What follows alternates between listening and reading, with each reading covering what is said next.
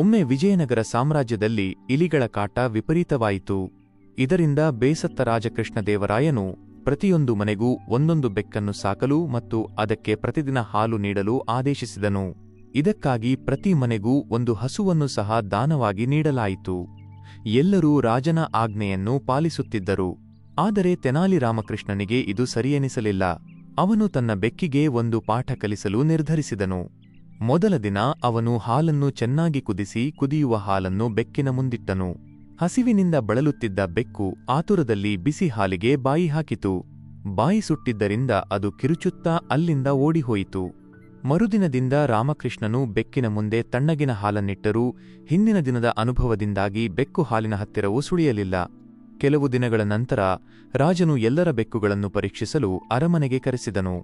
ಎಲ್ಲರ ಬೆಕ್ಕುಗಳು ದಷ್ಟಪುಷ್ಟವಾಗಿ ಬೆಳೆದಿದ್ದರೆ ರಾಮಕೃಷ್ಣನ ಬೆಕ್ಕು ಮಾತ್ರ ಸಣಕಲಾಗಿತ್ತು. ಇದನ್ನು ನೋಡಿದ ರಾಜನು ಕೋಪಗೊಂಡು ಕಾರಣ ಕೇಳಿದನು. ಆಗ ರಾಮಕೃಷ್ಣನು, ಪ್ರಭು, ನನ್ನ ಬೆಕ್ಕು ಹಾಲನ್ನೇ ಕುಡಿಯುವುದಿಲ್ಲ, ಅದಕ್ಕೆ ಹೀಗಾಗಿದೆ ಎಂದನು. ರಾಜನಿಗೆ ನಂಬಿಕೆಯಾಗಲಿಲ್ಲ. ಅವನು ತಕ್ಷಣವೇ ಒಂದು ಪಾತ್ರೆಯಲ್ಲಿ ಹಾಲನ್ನು ತರಿಸಿ ಬೆಕ್ಕಿನ ಮುಂದಿಡಲು ಸೇವಕರಿಗೆ ಆಜ್ಞಾಪಿಸಿದನು. ಸೇವಕರು ಹಾಲಿನ ಪಾತ್ರೆಯನ್ನು ಬೆಕ್ಕಿನ ಮುಂದಿಟ್ಟರು. ಆದರೆ ಹಾಲನ್ನು ನೋಡಿದ ತಕ್ಷಣ ಬಾಯಿ ಸುಟ್ಟ ನೆನಪಾಗಿ ಬೆಕ್ಕು ಅಲ್ಲಿಂದ ಹೆದರಿ ಓಡಿಹೋಯಿತು. ಇದನ್ನು ಕಂಡ ರಾಜನಿಗೆ ಆಶ್ಚರ್ಯವಾಯಿತು. ಆಗ ರಾಮಕೃಷ್ಣನು ನಗುತ್ತಾ ನಡೆದ ವಿಷಯವನ್ನೆಲ್ಲಾ ವಿವರಿಸಿದನು. ಪ್ರಭು, ಜನರಿಗೆ ಹಾಲಿನ ಅವಶ್ಯಕತೆ ಇರುವಾಗ ಅದನ್ನು ಬೆಕ್ಕುಗಳಿಗೆ ನೀಡುವುದು ಎಷ್ಟು ಸರಿ? ಅದಕ್ಕಾಗಿಯೇ ನಾನು ಹೀಗೆ ಮಾಡಿದೆ ಎಂದನು.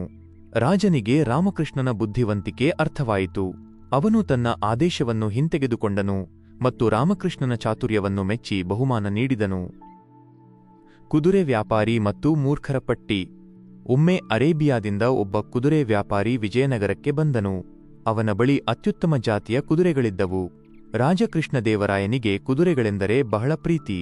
ಅವನು ಆ ವ್ಯಾಪಾರಿಯ ಬಳಿಯಿದ್ದ ಎಲ್ಲಾ ಕುದುರೆಗಳನ್ನು ಖರೀದಿಸಿದನು. ವ್ಯಾಪಾರಿಯು ತನ್ನ ಬಳಿ ಇನ್ನೂ ಉತ್ತಮವಾದ ಕುದುರೆಗಳಿವೆ, ಮುಂಗಡ ಹಣ ನೀಡಿದರೆ ಅವುಗಳನ್ನು ತರುವುದಾಗಿ ಹೇಳಿದನು. ರಾಜನು ಅವನ ಮಾತನ್ನು ನಂಬಿ ದೊಡ್ಡ ಮೊತ್ತದ ಹಣವನ್ನು ಮುಂಗಡವಾಗಿ ನೀಡಿದನು. ವ್ಯಾಪಾರಿ ಹಣ ಪಡೆದು ಹೊರಟು ಹೋದನು.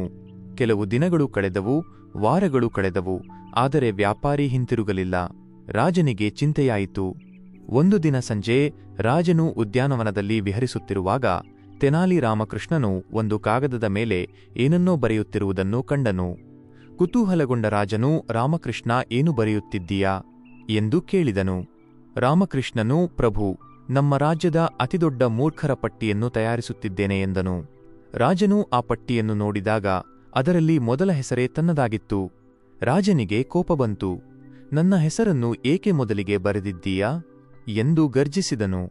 ಆಗ ರಾಮಕೃಷ್ಣನು ಶಾಂತವಾಗಿ, ಪ್ರಭು, ಯಾರೋ ಅಪರಿಚಿತ ವ್ಯಾಪಾರಿಯನ್ನು ನಂಬಿ ಅವನಿಗೆ ಅಷ್ಟು ದೊಡ್ಡ ಮೊತ್ತದ ಹಣವನ್ನು ಮುಂಗಡವಾಗಿ ನೀಡಿದಿರಲ್ಲ, ಅದಕ್ಕಾಗಿಯೇ ನಿಮ್ಮ ಹೆಸರು ಮೊದಲಿನಲ್ಲಿದೆ. ಅವನು ಹಣ ತೆಗೆದುಕೊಂಡು ಓಡಿಹೋಗಿದ್ದಾನೆ, ಅವನು ಇನ್ಯಾವತ್ತೂ ಹಿಂತಿರುಗಿ ಬರುವುದಿಲ್ಲ ಎಂದನು. ರಾಜನು, ಒಂದು ವೇಳೆ ಅವನು ಕುದುರೆಗಳೊಂದಿಗೆ ಹಿಂತಿರುಗಿ ಬಂದರೆ ಎಂದು ಕೇಳಿದನು. ಅದಕ್ಕೆ ರಾಮಕೃಷ್ಣನು ನಗುತ್ತಾ, ಹಾಗೇನಾದರೂ ಆದರೆ ನಾನು ನಿಮ್ಮ ಹೆಸರನ್ನು ಅಳಿಸಿ ಆ ವ್ಯಾಪಾರಿಯ ಹೆಸರನ್ನು ಆ ಜಾಗದಲ್ಲಿ ಬರೆಯುತ್ತೇನೆ. ಏಕೆಂದರೆ ಅಷ್ಟು ಹಣ ಸಿಕ್ಕ ಮೇಲೂ ಅದನ್ನು ತೆಗೆದುಕೊಂಡು ಓಡಿಹೋಗದೆ ಪ್ರಾಮಾಣಿಕವಾಗಿ ಕುದುರೆಗಳನ್ನು ತರುವವನು ಖಂಡಿತವಾಗಿಯೂ ಮೂರ್ಖನೇ ಆಗಿರುತ್ತಾನೆ ಎಂದನು. ರಾಜನಿಗೆ ತನ್ನ ತಪ್ಪಿನ ಅರಿವಾಯಿತು. ಅಪರಿಚಿತರನ್ನು ಕುರುಡಾಗಿ ನಂಬಬಾರದು ಎಂಬ ಪಾಠವನ್ನು ಕಲಿಸಿದ ರಾಮಕೃಷ್ಣನ ಬುದ್ಧಿವಂತಿಕೆಯನ್ನು ಅವನು ಮೆಚ್ಚಿಕೊಂಡನು. Please subscribe and click the bell icon.